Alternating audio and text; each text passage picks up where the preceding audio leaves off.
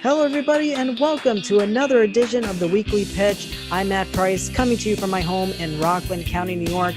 Well, we may still be dealing with the coronavirus pandemic, but for right now, that is not fully stopping one of our favorite sports from coming back to start 2020.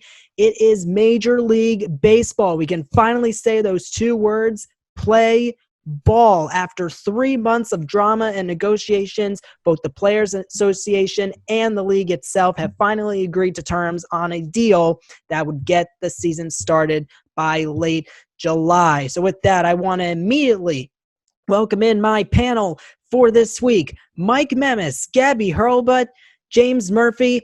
Finally, we can say those two words, play ball. How are you all feeling right now? Gabby, I want to start with you. Yeah, I'm feeling really, really excited. Baseball has definitely been missed, and the summer certainly has not been the same without baseball, so it'll be really, really exciting to see it come back. Other than that, yeah, doing pretty well. Just enjoying my my summer and the nice weather. Absolutely. Mike Memis, remember a couple weeks ago, and James, this goes for you too, I called the league right now the laughing stock of the sports world right now because both those terms just could not come up with an agreement. The Players Association did turn down a proposal over the weekend, but a couple days after that, they finally agreed to terms due to the agreement that both sides made on March 26th. But Mike, I guess we could finally say, it's about time. Yeah, no, it's about time. I think in the end, as long as you didn't have the 8 owners that were saying they don't want the season, it was going to happen over the agreement. And I think it made sense for the players to reject the offer because you're putting a lot of that stuff is going to be discussed in the CBA after it expires. And by conceding it for this year or for next year, it's going to lead to it definitely being put in the next CBA. I believe they're still having universal DH, but a lot of the other stuff is not going to happen. Like the expanded playoffs is not going to happen, and a few other things aren't going to happen because the players rejected it. I believe it's universal DH. It is universal, yes. Universal DH. So it's going to be a little bit weird with that, and it's not going to be the case next year. But we'll see how the fans like it. It depends on the fan. I feel if they're going to like it, but I'm glad it's back. I wish it didn't. They didn't drag their toes so much along the way. I wish it was kind of like, they had done this in private. They had done this right when this, around in April or even May, not in June. But we got baseball. It's going to be the same time as other sports. It's not, you don't get that big advantage anymore. And it's going to be a kind of a weird season. Just everything. It is going to be a weird season, but Gabby and I were just smiling a few moments ago because James Murphy, you had your fist pumped in the air when Mike was talking about the universal DH. Obviously, this is something that we have never seen before in the National League, at least during our time of watching baseball, our generation, to say the least. And, the only time you really see a universal DH is not just in spring training, but you also see it during the All-Star game. We've seen it year after year after year in the Midsummer Classic, but now it's being implemented for both leagues during the regular season and probably the postseason as well, if we were to get that far, God forbid the pandemic were to stop everything. So what are your thoughts on the universal DH? Yeah, exactly. Fingers crossed. But what are your thoughts on that rule change, at least for this year alone? Well, first, I am very thankful that I was wrong about there not being a season. Thank God I was wrong. In terms of a universal... Ditto. That makes two of us. It's huge.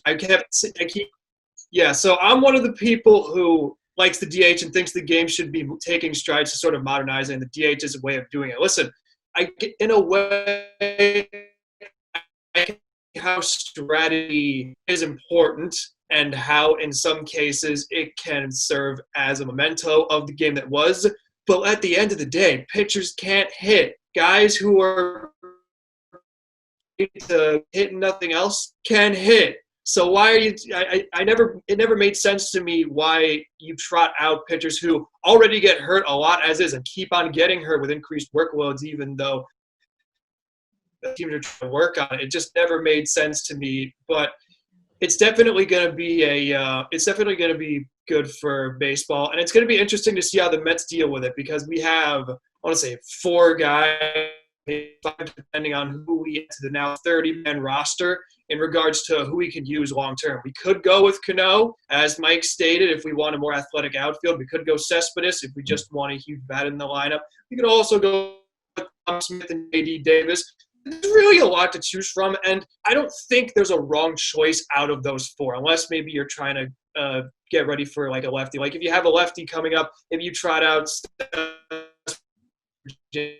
Davis, and if you have a right-handed pitcher coming up, you trot out Cano or Smith. But again, they're all very good hitters, and it would work out very well for them. So that'll definitely work to the Mets' advantage, in my opinion.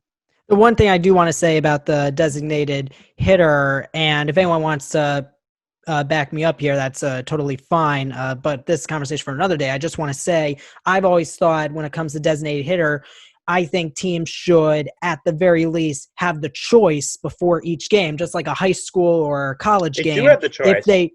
No. What I'm saying is you don't see that in the National League unless they're playing at an American League ballpark in which the pitchers would bat. They would have to bat.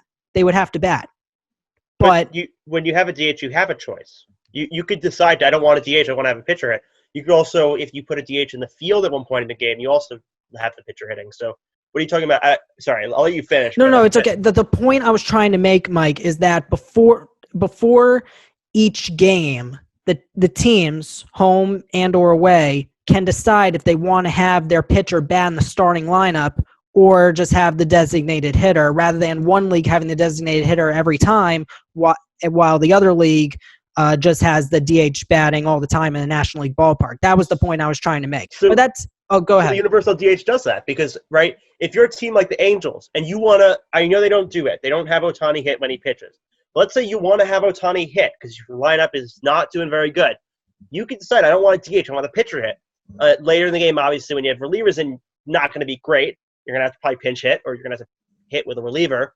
But, yeah, you could do that. I don't see why a team would want to do that unless the rest of their hitters were so bad and it's so many injuries and they had a really good hitting pitcher. But, no, that's always an option. Yeah. Unless you were saying that the teams decide before the game, like what both teams do, which I don't think that would be fair per se. Well, I mean, I obviously the point I'm making is that both teams would have the choice. It shouldn't be based on what the home team is doing or what the home ballpark is, depending on what league that team is in. But anyway, that's a conversation. This is a conversation for another day. I mean, that was just my thought. I didn't want to get off track. I do want to continue talking about the restart here. And Gabby, this is where I'll turn back to you. So the regular season is scheduled, if I'm reading this right, it's supposed to start either July 23rd or July 24th. I saw yesterday that, and this is according to Bob Nightingale, who is a USA Today sports columnist, great baseball writer, also an MLB Network insider, and he said that 4 teams are expected to start on July 23rd, and it's very likely, according to his perspective, that Garrett Cole, who just signed that mega deal with the Yankees during the offseason, well, I shouldn't say just because, we're in June now, but you get my point. He signed that huge mega deal with the Yankees. He was expected to be the Yankees opening day pitcher, and right now it's very likely he will still be that. My question to you is, who do you place in those 2 games if Bob Nightingale is correct on this? And in terms of teams, I mean. I think that's a really hard thing to say right now because especially since they've had so much time off and so much resting period, I feel like some players have worked out more than others when they were in the off season. And I mean, since they already had spring training games before the season was originally supposed to start, and then they were all getting ready to start the season again, it's going to be hard to determine who exactly is baseball ready when the season does start. And so I guess one of the things that I'm kind of wondering is like, how are they going to go about figuring out like who's exactly ready and at that level when they do start? And then also that's still another month from now. So in that time, like in the next month or so, like what happens if something happens? What happens if somebody gets injured or like, God forbid, like somebody gets coronavirus or like something else like crazy like that happens? It's like, I think that there's something that kind of needs to happen in terms of they need to have some sort of system, and this goes for every team, that like they have to have some sort of system that like they need to know that everybody's ready when the season is supposed to start, because we don't know exactly who's been doing what in the off season. I mean, I've seen like some players during this little, I don't even want to call it off season because it kind of wasn't, because they already had spring training before. So it was kind of, it's not really the off season, but it was just kind of an accidental off season. Some players I don't think have really been doing as much as others. And so it's a really hard situation to kind of figure out for sure. And I think that there are going to be some changes in terms of like pitching for certain teams and like their rotations and like who's going to be placed where and who's going to start when. And like, I think that that's all going to be based on when it gets closer, and they can kind of decide when it gets closer and they're kind of in crunch time before the season starts, who's reliable enough at that specific time, because baseball is a sport that's very much like that. It's like sometimes somebody's supposed to pitch one day and then they get scratched or something happens. And like, it's just a very, very unpredictable situation. I also think with the amount of games that they're playing, I think that's also going to play into a lot of this too, is like, because it's only a 60-game regular season, that makes every game a lot more important than it is in a typical season. And so it's much more crucial for teams to be winning games earlier on in the season than it usually is. And so I think that's going to be a big factor in what teams do and how they decide to go about kind of their pitching rotation and like their lineup and everything else that they kind of have to decide. I think that the fact that this is going to be a different season in terms of it's more of a sprint than baseball usually is, and that more games count, I think that that's going to be a huge factor in this whole situation as well. You talked about crunch time. How about this for crunch time? 60 games at the most in 66 days. So, Gabby, just to stay with you, look, from my personal experience, I have seen teams like one of my favorite teams, the Yankees, they have played 20 games in a row in 20 days. So my question to you is 60 games in 66 days, when you think of all the players right now and how big the rosters are, because now the rosters have expanded to 30 at the least. Yeah. Do you think this is doable? Is that doable? Okay, this is a very interesting question, because I have talked about this specific point with a couple other people, and doable for sure. Like, nothing's impossible. Like, they can do it, but at the same time, the players are already on edge because of this whole thing. Like, after all the back and forth and like everything that's going on, it's like you already have players that still aren't fully confident in having a season with the situation. And it's like, also like that's leaving really no room at all for people who like get sick or like recovery time, or like there's going to be no sort of like breaks for them to go and like rest for a day here and there. And it's like it's definitely doable, because there's not really a way to say it's not. And like the players for the most part probably have the stamina and the endurance to be able to do it.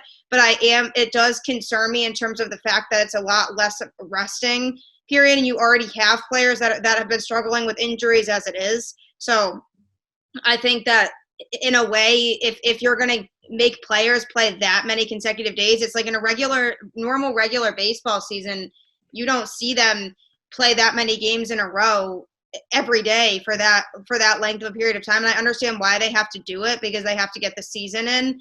But it worries me, because that's a lot of days in a row that they're all going to be playing, and then like the fatigue and tiredness after, and then not having any days to rest and recuperate in between when they play. It's like, I mean, the pitching rotations will still probably be relatively the same. So the pitchers, I would assume for the most part would still get their rest, maybe less. But I mean, it's more for everybody else that's like playing every day. It's just like I think there's going to have to be more kind of roster adjustments day by day to make sure that people are getting appropriate resting periods more so than you would in a regular season of baseball.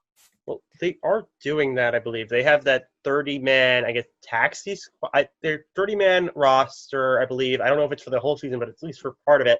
They're going to expand the 40-man to 60-man just in case injuries and COVID. If that happens, you have people. It also helps, the fact that they're probably not a minor league season, so you get more people at least that'll have a chance to play this year. You may even put your prospects, your top guys in there just so the fact that maybe if you're out of it or if you're up by a lot, you could show off your prospects at one point. But in terms of the rest, it's going to be difficult. Lots of games and not a lot of rest days.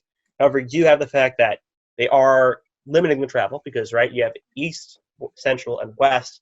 So East, East Coast is just down the Atlantic Ocean. Central, a little bit more spread out in terms of East-West. A little bit with the West as well, but not as much travel. You're not going to have to go cross-country. And a team could also, they could put they could put a guy in if, let's say you're going Yankees, right? You're going to the Marlins for a 3-game series or whatever, and, Judge has been playing every day, right? You could say, okay, Judge, we're going to leave, and maybe the series after the Marlins are back in New York or somewhere close to New York, maybe Philadelphia, Boston. Say, Judge, okay, you stay here for like this series, and we'll get someone to play for you, Talkman, Frazier, whatever, and then next series you'll be back. And they also obviously now with the universal DH you kind of get like a half rest day, which helps. But it's going to be a concern, especially with the fact that they have to be very careful because you got COVID going around. So the teams are probably going to be restricting that as well in terms of going out. But it's I want to doable. touch up on that. I definitely want to touch up on that. James, this is where I'll come back to you, and that we can also have a conversation about this, all of us. But I want to start with you, James. Mike just made a very good point. All right, because it so happens I listened to the Michael Kay show this week. And now for those, obviously, who don't know, we record the weekly pitch on weekdays, mostly on Fridays, and then they appear live on Sundays, as you're watching right now. But on this particular day, I listened to the Michael Kay show. And at the beginning of the show, Michael Kay, for those who don't know, is the voice of the Yankees. He made a very good point, he and Don LaGreca, about how players cannot be so self-absorbed, how they cannot be selfish. This is not the time right now to go out. You want to go out, whether it's to get a slice of pizza, go out to dinner, and you're going with your teammates, or let's say your families are with you, you're going with your families, as long as you're careful, that's one thing. But now's not the time, obviously, to go into crowded bars, to go into crowded nightclubs, any place that's crowded and not essential, like any of those parties. Like Novak Djokovic, he had that tennis tournament, and there was a party at a club that he was at, and what do you know, he got COVID-19, and obviously we hope he's okay, but this is what I mean. We can't be self-absorbed. We can't be selfish. And Kay and LaGreca were basically having the conversation where leaders in the clubhouse should literally call out their teammates. If I heard this right, they should literally call out their teammates, or at least these particular players should be called out for their actions, and they should possibly either be fined or suspended, or heck, even maybe get kicked off the team for the year. So, not really kicked off. So, well, I mean, or something like that. Something. It's a fringe roster guy, maybe. Like if you're like right, a guy who just made the 60-man roster, they may be like, okay, well I don't know about kicked off, but definitely like there needs to be some sort of consequence. That's my point. Right. Well, just any form of consequence. Also, teams celebrating are going to be different, right? Are you going to have those champagne bottles in the clubhouse, right? That's making contact. No, they're going to lay low on that. They're not going to do that, right? You can't celebrate if you win something. I mean, right. I'm sure after the World Series they'll celebrate all they want, but celebrating a division win or celebrating like winning a playoff series, probably not going to do that because chance you're going to get COVID. But my point is, and this is for James, is that this is definitely, look, great that the season is going to be in full swing, pun intended. But now's not the time to be so absent-minded, be so self-absorbed, and act selfishly as if this pandemic is not going on anymore. It's still happening. And Governor Cuomo basically said on Twitter, Andrew Cuomo, governor of New York, that we are still in the first wave. This is not the second wave. We're still in the first wave, and hopefully there will not be a second wave. I know they're assuming there will be a second wave, but we just don't know right now. The thing is, this is not the time to fool around. Players have to be careful. Wouldn't you say, James? Obviously, you're absolutely right. And I can understand why the temptation might be there, because let's be honest, there is a huge aspect to this whole pandemic. Obviously, you got to be able to stay safe and keep others safe, but that takes a mental toll on anybody. And obviously, I'm sure the temptation will be there, but at the end of the day, like, these are grown men, adults. I imagine that they will have the peace of mind and the logic going out upstairs to realize it's like, yeah, you know what? We only have 60 games. We got to make the most of it. And in order to do so, it's going to involve staying inside more. But again, I don't really have any doubt that most of these guys are going to be able to adhere to what's going on pretty well. I mean, from what we see, there's not really anyone in baseball who's really out there in terms of like controversial personality to the point where they might do something like this. I trust the judgment of each of them. And if they were to contract COVID, I'm sure it would be by accident, and I'm sure that each one of them do what they can to stay safe. Yeah, they do have to do what they can to stay safe. And obviously the reason why the deal finally went down the way it did was because the last part of the puzzle, the last piece of the puzzle that both sides had to agree upon was the health and safety protocols. They were able to agree on something, and that's why we are where we're at right now, and on a positive note, but also on a serious note. Now, in addition, and James, I'll stay with you on this because this is important. So according to SNY, which obviously is the Mets television network, Rob Manfred has the right to cancel the 2020 MLB season if, and I quote, the number of players who are unavailable to perform services due to COVID-19 is so great that the competitive integrity of the season is undermined. And this is big, and this is a big statement that he made this week, because you are right now seeing not just baseball players, but athletes everywhere all of a sudden coming down with this virus. You had a few Rockies, including all-star outfielder Charlie Blackmon. You had players and staff from Phillies camp, a couple players from Blue Jays camp. Now, all of a sudden we're seeing athletes out of the blue just get it from every sport possible, especially baseball. So how do you implement these health and safety protocols, and how do you make sure that no one else gets exposed, especially unknowingly? Well, this is not a risk-free approach that they're taking. Some people are bound to get infected, and the best thing you can do is try and catch it early. A lot of these cases are coming out. I mean, yeah, it's kind of upsetting that we're seeing a lot of players on the Twins and the Phillies and the Blue Jays, and you mentioned, I said the Rockies already. Yeah, the Rockies. On the Rockies, testing positive for COVID. But it happens now with a month to go before the season, and when dealing with a virus that goes away in 2 weeks, then to have it happen during the season. So I think over the next several weeks, it's getting up to MLB to catch this beforehand. And so the more cases they're able to catch, the easier the season's going to be, if you ask me. Gabby, I want to go back to you because you're someone who has been in media for the past couple years. You've been with ESPN since you graduated from college, and I saw earlier this week that when it comes to after the games, any press conferences or any player interviews or coach interviews, they're going to be held virtually. They're going to be doing these through video chat. So that way, God forbid, someone is asymptomatic and they find out later, or, to make sure that the virus isn't spread to anyone else, that everyone is safe and they can do this the right way when it comes to this pandemic. So when you hear that, like, what goes through your mind seeing that this is basically media buzz. This is media buzz 2.0. This is press conference 2.0. We are right now in a reality that's just unfathomable, and now it's hitting the diamond.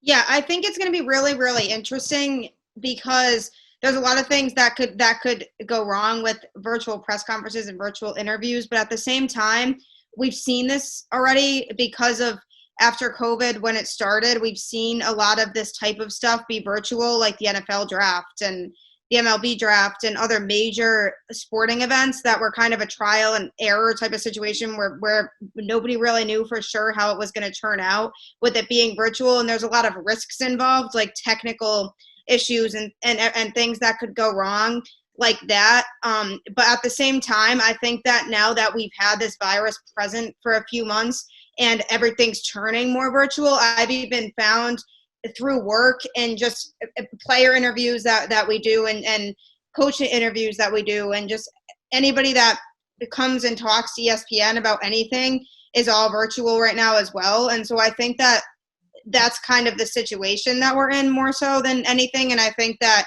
they're trying to make do with what they can. And I think that it wouldn't be too much of a huge difference, at least from what I've found in terms of how they run it and how it's operated and how the press conferences go. Yeah, it will be a little bit weird to not see an official kind of, setup like they usually have. But I think that I haven't really found that anything's kind of been as super restricted or as restricted as people thought it would be. I think that it makes the most sense because I think that they need to be doing what's going to be safest for everybody. And I think it's better to do that than not have them at all.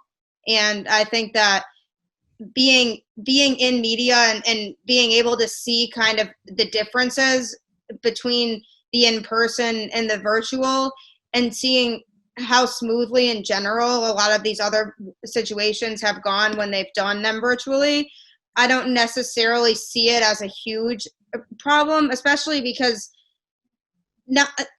after a baseball game, you don't really have generally a ton of, it's not like the whole team is speaking or you have like a ton of press conferences or anything like that. And Sure. I think that they could also limit the amount that they do have them speak, as in maybe not everybody after every game. But I think that in general, it won't really take away that much of kind of the general idea of what the interview is supposed to be. I think they can still kind of convey everything virtually. And again, there's going to be risks like there always is. And there's no really way to predict that. But I think overall, I don't really see a huge problem with it. I'd rather have them do that and be safe about it than not do it at all. And the same goes for the season in general. I'd rather a baseball season and have there be compromises and have there be things that are not exactly the same than just not have any baseball at all, because that I think would just be way worse for every baseball fan. And I think I speak for a lot of people when I say that a short season is better than no season if you're a baseball fan. And so I think that what they can do to make everybody safe but still be able to do what they do, I think is the best option right now. And so I don't really see that as something that's going to be really, really bothersome. I mean, yeah, it might take getting used to and it might be a little bit different, but I think that overall it'll be fine. And I think people will adjust. And I think that because they're used to seeing a lot of virtual events already, that I think people will kind of be more receptive to the idea. Gabby Hurlbut with the perfect strike. Short season is better than no season. Absolutely. The other thing I want to... Pun intended there or no? Maybe. Right. Everything he does. Yeah. Anyway. So the other thing I want to quickly touch on, Mike, in regards to media is we have 60 games in 66 days. My question to you is, how will the games be aired? Will half of them for each team be regional while the other half will be nationally televised? Like how do you think this is going to play out? Because again, 60 games in 66 days. I mean, think about Fox and FS1. Will there be still a large amount of ESPN coverage? And obviously with the mega deal that MLB signed with Turner, who knows how many games will be on TBS on weekends? Like, what do you think is going to happen here? So a few things. First of all, So at least in the old agreement, I don't know how much it got changed, but the last 9 Sundays TBS got a game. Mhm. There's less than 9 Sundays this MLB season. I think it was 13, between 9 and 13, around that ballpark. I believe at last I checked it was 9 when I did my league redesign, but either way, it includes this time, right? I don't know if that got changed when they did this new deal because, and I think it's going to be the same games, same days of games each week, nationally televised.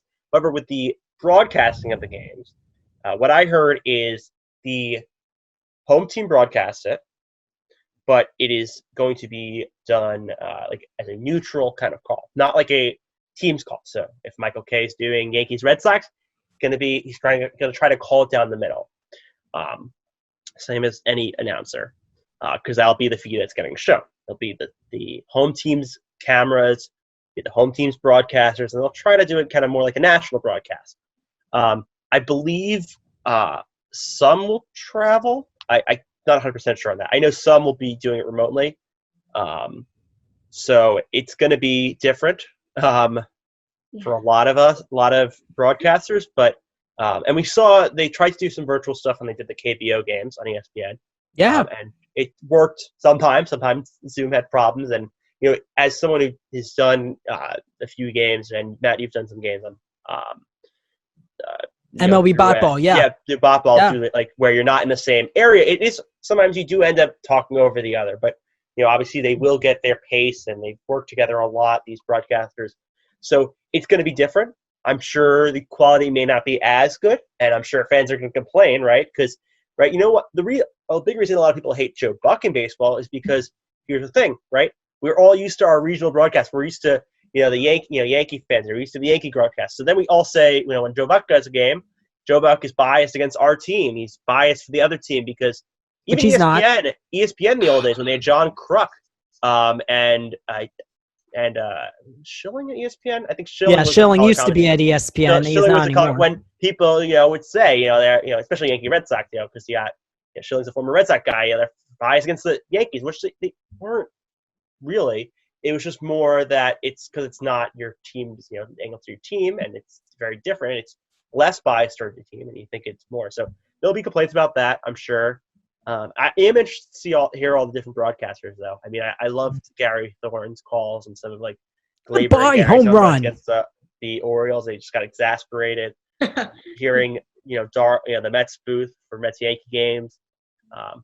It's gonna be fun, and I think it's also a way for us to diversify who we listen to and who we also model. For anyone who wants to be a future sports broadcaster, it's gonna be weird, and I'm sure it's gonna take adjustment. But by the time we get to the playoffs, I'm sure it's gonna be it's obviously gonna be national TV, but it's gonna be a lot of the flaws are gonna be fixed in this. Well, yeah. I mean, look, you know the sarcastic question: isn't technology great? Well, we'll see in this case. Go ahead, Gabby. You were going to say something. I feel like that kind of goes along with the whole people adjusting thing too. It's it's going to be weird, like he said, but I think it's something that people are going to get used to eventually, and I think it'll be kind of cool because it's different, and I think it'll be kind of interesting to have it be that way. I'm kind of excited. I am too. I'm really interested to see how this works out. And by the way, our friend and Ithaca College alum Jake Asman basically interviewed Joe Buck when he was at the Super Bowl. It was Super Bowl 51 because obviously Joe Buck had to be there because he was the one calling the game that particular weekend. And Joe Buck was asked the question from Jake Asman, why do you hate the Yankees or something like that? Why are you biased against the Yankees? He did a whole skit on this, Buck. I think he went through New York City and everyone was saying how much they hated him. That was the Funny or Die skit. That was before Super Bowl 48. That was so funny. I loved the pizza part. It was like, are you kidding me? I think it's in his bio as well. He's like, I hate every team. I don't know. He's something like that in his bio. I only know you, Joe Buck. Oh, God. James, I just want to quickly get you in here since we're about to run out of time. Who do you see being the winner out of this series, and who do you see as the potential underdog? Assuming the season? Assuming the season, yes. So in regards to the season, a team that I would want to watch is Brewers. Now, they started it off really hot out of the gate last year, but they kind of fizzled away a little bit. And we also noticed with the Brewers is that they don't quite have quite as good pitching. They've seen a lot of interesting moves when it came to hitting. They have some pitchers. I think, and Mike, you can correct me if I'm wrong about this, it might be Knebel might be back this year, but I'll definitely want to watch them. And if I had to pick a champion, it'd probably be the Dodgers. Why? They're hungry for that ring, and I don't see anyone stopping them. All right. Well, we'll see what happens. And by the way, before we end this, I just want to say, Mets for you, James. Yankees for you, Mike. Yeah, I'm showing my double fandom right here. New York for life. You guys can, and gal, you all can you could put Red Sox on there too and be triple fandom. We get 8 days this year where Matt gets to root for both teams. Isn't that fun? Gabby, listen to me. Do not give him any ideas. Don't do it. Don't do it, Gabby. Please, I know you mean James, well. That's Mike. That's Gabby. We will see you next time on the Weekly Pitch. It will not be good. We'll see you next time on the Weekly Pitch. See you later.